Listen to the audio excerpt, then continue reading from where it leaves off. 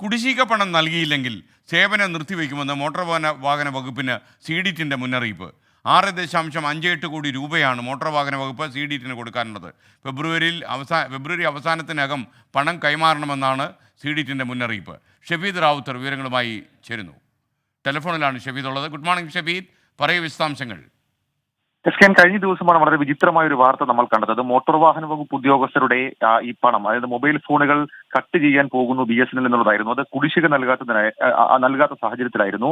പിന്നീട് ഇത് വാർത്തയായതിനു ശേഷം മോട്ടോർ വാഹന വകുപ്പ് ഇടപെട്ട് BSNLന് പണം നൽകിയത് നേരെയാക്കുകയും ചെയ്തു. ഇപ്പോൾ ഈ CDTും മോട്ടോർ വാഹന വകുപ്പിന് മുന്നറിയിപ്പുമായി രംഗത്തെത്തിയിരിക്കുകയാണ്. 2010 മുതലാണ് CDT ഫെസിലിറ്റി മാനേജ്മെന്റ് അത് നൽകി തുടങ്ങിയത്. അത് മാൻ പവർ ആയിട്ടടക്കം, മനുഷ്യവിഭവമായിട്ടടക്കം ഇതുമായി ബന്ധപ്പെട്ട് മോട്ടോർ വാഹന വകുപ്പ് ഓഫീസുകളിൽ CDT പലതരത്തിലുള്ള സേവനങ്ങൾ നടത്തിവരികയാണ്. കമ്പ്യൂട്ടർ മുതൽ സ്റ്റേഷനറി സാധനങ്ങൾ വരെ മോട്ടോർ വാഹന വകുപ്പ് ഓഫീസുകളിൽ വാങ്ങി നൽകുന്നത് CDT ആണ്. അതിന്റെ സർവീസും CDT ആണ് നടത്തുന്നത്. പക്ഷേ കഴിഞ്ഞ കുറെ മാസങ്ങളായി കുടിശ്ശിക വരുത്തി എന്നുള്ളതാണ് ഇപ്പോൾ CDT ഉന്നയിക്കുന്ന ഏറ്റവും പ്രധാനപ്പെട്ട കാര്യം.